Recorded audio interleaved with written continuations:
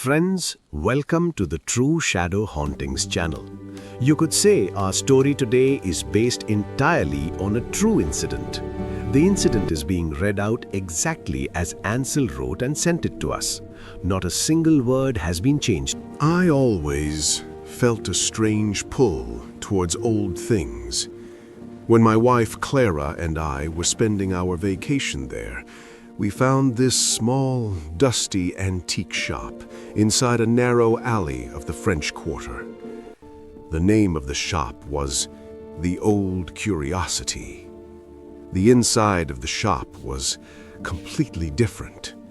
There, everything from 18th century old furniture to strange dolls and ancient mirrors were arranged. The shop owner was an elderly French gentleman whose eyes were unusually sharp. He looked at us and smiled in such a way as if he knew we had come there looking for something. A small wooden box kept in a corner of the shop caught my eye. The box was made of dark mahogany wood, and some strange Latin symbols were carved on it.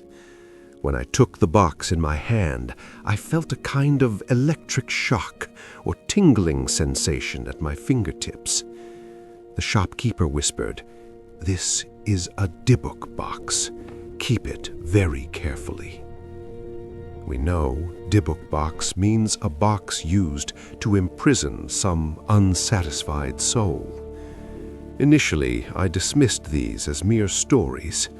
Clara also liked the craftsmanship of the box very much.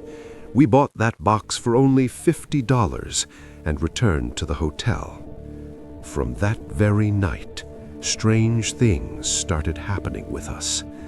Our hotel room was quite regal, but from the moment the box was placed on the table, a rotten sulfur smell spread inside the room.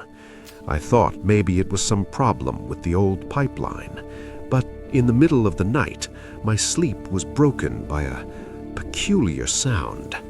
It felt as if someone was scratching with sharp nails from inside that wooden box.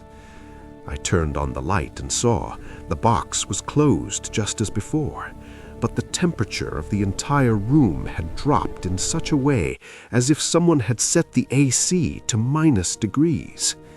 When I touched the box, I saw it was unusually hot. Just then, the heavy curtains of the hotel balcony started fluttering without any wind. I tried to wake Clara, but saw she was deep in sleep and beads of sweat were forming on her forehead. She was saying something indistinctly in Latin in her sleep, which she never knew. It felt to me as if someone from inside the box was staring at me fixedly, although I could not see them. This was only the beginning, for what was going to happen in our lives after that night, we were not prepared at all. When we returned to our suburban home in New Jersey, we thought those experiences in New Orleans were perhaps just our imagination. But within exactly 3 days of returning home, we realized that whatever was inside that cursed box had come with us right into our living room. Usually made of wood, so a slight sound often echoes, but what was happening in our house was in no way natural. The most terrifying thing was the play of shadows. One evening, while I was making coffee in the kitchen, suddenly, in the reflection of the living room window glass, I saw a black figure, about 7 feet tall, a pitch-black shadow. I thought someone might have broken into the house. I immediately took my Glock and searched the entire house, but all doors and windows were locked from the inside. But when I was coming back, I saw my mahogany wood Dybbuk box, which I had locked in the drawer, was now kept on top of the coffee table, and the lid of the box was slightly ajar. Clara was slowly slipping into depression. She would sit staring at the darkness all day. One day at midnight, I woke to a strange chop-chop sound. I saw Clara standing in the kitchen eating raw meat. Her eyes were rolled back, only the white parts were visible. When I called her by name, she screamed in a supernatural voice which was not Clara's voice at all. It felt as if some 100-year-old evil soul was speaking from inside her. She said, "This vessel is ours now." From that night, the atmosphere of the house changed completely. Our smart lighting systems went crazy. Red lights started blinking incessantly. Suddenly, still black and white pictures from the olden days started appearing on the TV screen, where only heaps of dead bodies could be seen. One afternoon, when our neighbor, Mrs. Parker, came to see us, she stepped back in fear as soon as she set foot at the door. She said, "A smell of something rotten is coming from your house. It feels like someone has died inside." Yet we had kept the house perfectly clean. I noticed all the mirrors in the house were becoming foggy. One day, while washing my face in front of the mirror, I saw that my own reflection was not matching with me. When I am moving my hand, the me inside the mirror is standing still and laughing diabolically at me. Right then, a crack appeared in the mirror glass, and something like a black smoke rushed towards my throat. I felt an invisible hand gripping my throat. I couldn't get air. My lungs were bursting. The most frightening moment came when I went to the basement to check the fuse box. No lights were working there. Only my phone's flashlight was the only resource. Suddenly, in that circle of light, I saw hundreds of black insects coming out of that mahogany box and climbing up the walls. And that shadow, that 7-foot-tall black shadow, was standing in a corner of the basement.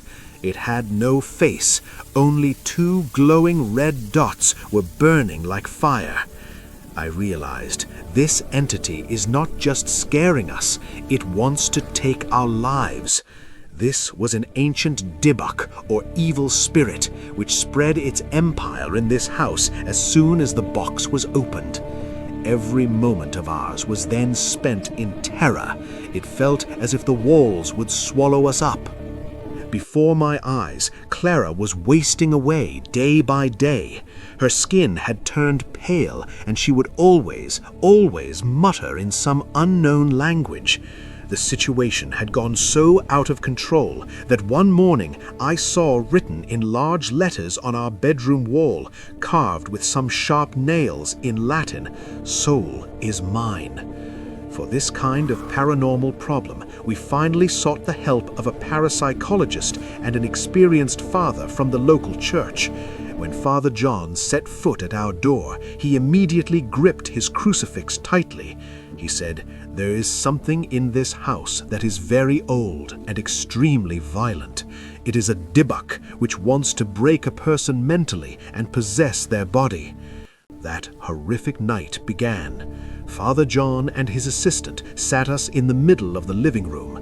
That cursed mahogany box was placed in front of us.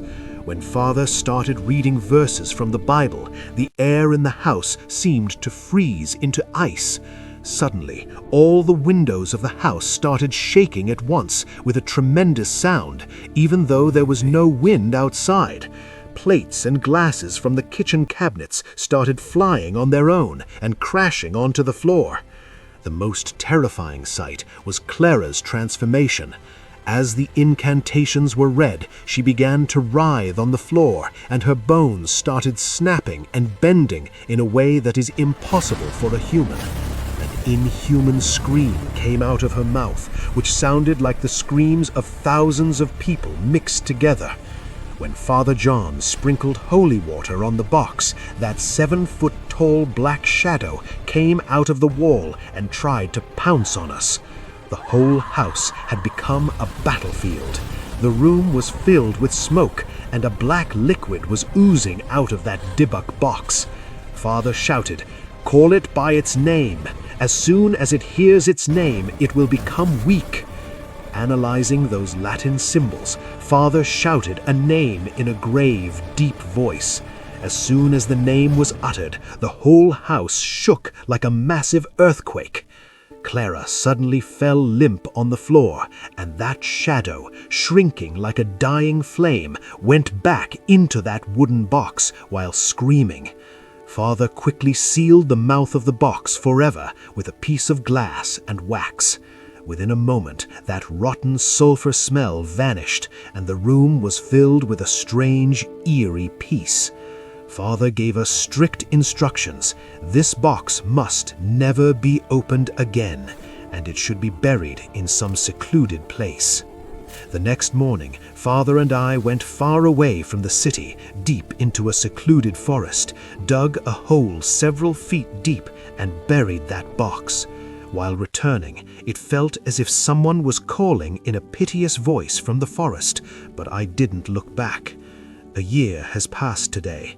Clara is now completely healthy. We sold that house and have now started a new life in Texas. Today's incident ends here. This story, how did you like it? Please let us know in the comments. We have spent a lot of hard work and time to create this video, so if you liked it, then definitely subscribe to the channel.